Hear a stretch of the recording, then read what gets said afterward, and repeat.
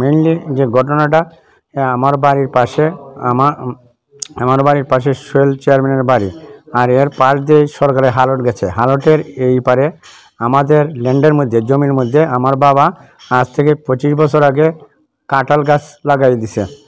এই কাঁঠাল গাছগুলো ফলন্ত অবস্থায় আছে, সে চাইছে। আর তার অপর পাশে একটা ড্রেন ট্যাঙ্কি আছে, তার বাড়ির পাশে লেট্রিনের ট্যাঙ্কি, হালট সংলগ্ন হালট দখল করে। হ্যাঁ, আমার এখানে পানি সবসময়, তার আবর্জনার পানি আমার বাড়িতে যায়, এই জন্য এখন এখানে জমাটবদ্ধভাবে থাকে।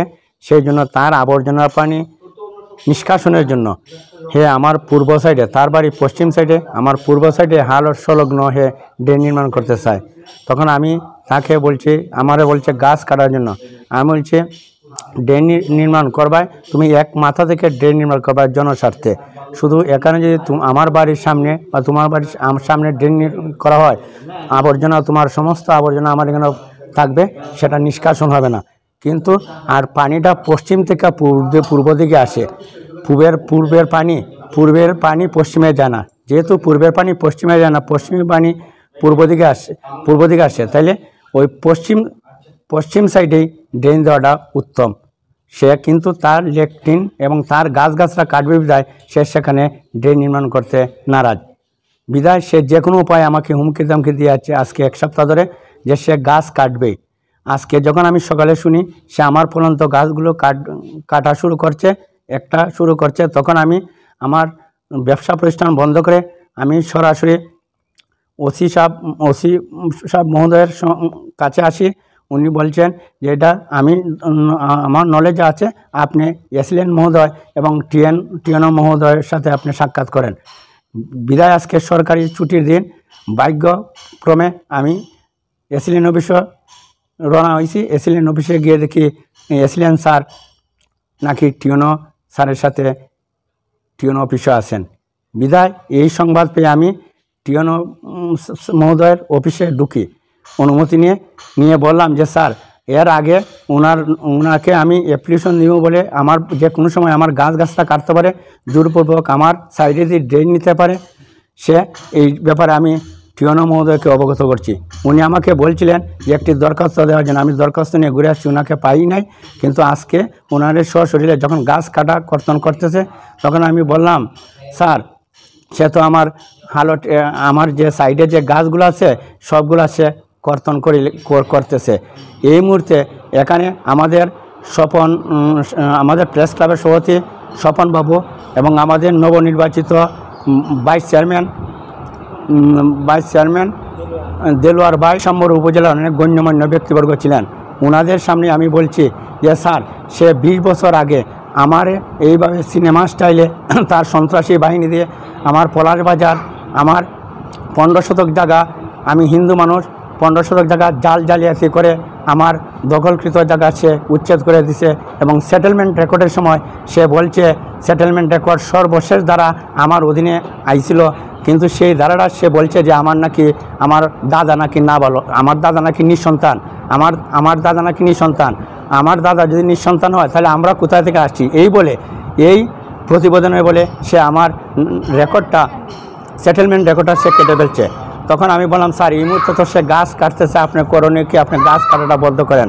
এই মুহূর্তেই টিএনও মহোদয় স্বপ্রণোদিত হয়ে এবং আমাদের এসিলেন স্যার স্বপ্রণোদিত হয়ে তার কাছে, এই সোহেল চেয়ারম্যান তার কাছে মোবাইল করছেন যে তুমি গাছ কাটবে না, কিন্তু ওনার কথার পরিপ্রেক্ষিতেও কথা কওয়ার পরেও সে আমার যে ফলন্ত গাছগুলা আছিল সবগুলা কেটে ফেলছে।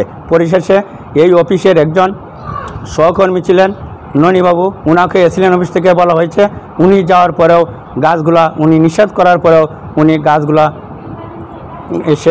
সে তার বাহিনী দিয়ে সে গাছগুলা কেটে ফেলছে।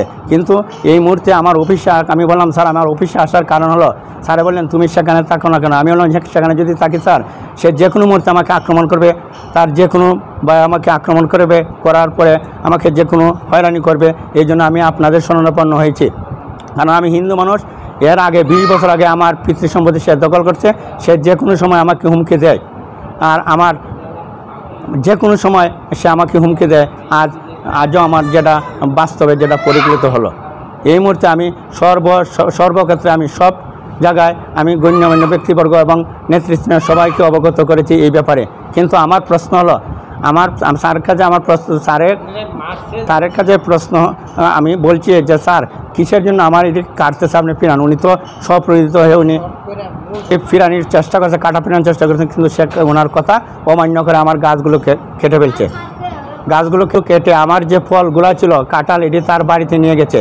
পরক্ষণে এসিলেন স্যার আমাদের এখানে গেছেন, ওনার মুহূর্তে এই ওনার সম্মুখেই সে এবং সোহেল চেয়ারম্যান নিজে এবং তার বাহিনী, সন্ত্রাসী বাহিনী, নাজিমুদ্দিন নামে একটি ছেলে আমাকে রান্দা দিয়ে আমার এখানে খুব মারছে, যেটা আমি তখন আর কোনো কিছু বলতে পারি না। এসিলেন্ট মহিলা স্যারের সামনেই উনি তখন ঝগড়া হয়েছে, উনি চলে গেছেন আড়ালে, ওইখানে মারামারি হইতেছে। কিন্তু আমার প্রশ্ন হলো, আমার যে সরকারি জায়গা বা হালট নিতে, ড্রেন নিতে আমার কোনো আপত্তি নাই, বিদায় যদি সরকারি জায়গা যদি আমার গাছগুলো পড়ে থাকে, তাহলে আমার প্রশ্ন আছে যে মাপ যুগ করে সার্ভেয়ার এনে জায়গা নির্ধারণ করে আমার ফলন্ত গাছগুলো যদি হালটে পরে সরকারি জায়গা পরে কাটবায়, কিন্তু কার অনুমতিক্রমে, কে তার আদেশদাতা, কেই বা তার শক্তির উৎস? এই আমার টিওনো মহোদয় স্যার এবং এসিলেন মহোদয় স্যার তাকে ফোন করে যে গাছ না কাটার জন্য বলার পরেও সে আমার যে 7-8টি ফলন্ত গাছ কাটলো, তার শক্তির উৎস কি? এবং আরেকটা মুসলিম লোক কালাম, তার জায়গার তার বাপে আমার বাবার কাছে সম্পত্তি বিক্রি করছে, সেই সম্পত্তি রক্ষা করার জন্য আরও অনেকের সম্পত্তি সে কুকাল ভূমিদস্যু, সেগুলোকে করায়ত্ত করার জন্য সে আমাদের জননেত্রীর দল আওয়ামী লীগে সে যোগ দিয়েছে, তার সমস্ত অপকর্ম ঢাকার জন্য, শেল্টার পাওয়ার জন্য। কিন্তু আমি মাননীয় প্রধানমন্ত্রীর কাছে আমার প্রায় 50 কোটি টাকার সম্পত্তি সে বেদখলভাবে জালিয়াতি করে সে দখল করে। ভবিষ্যতে যখন ট্রাইব্যুনাল আছে তখন আমি ট্রাইব্যুনাল এটার সম্মুখীন হব। কিন্তু এগুলো সব অবগত। সে পায়খানার পয় নিষ্কাশন ফেলার জন্য শুধু আমার বাড়ি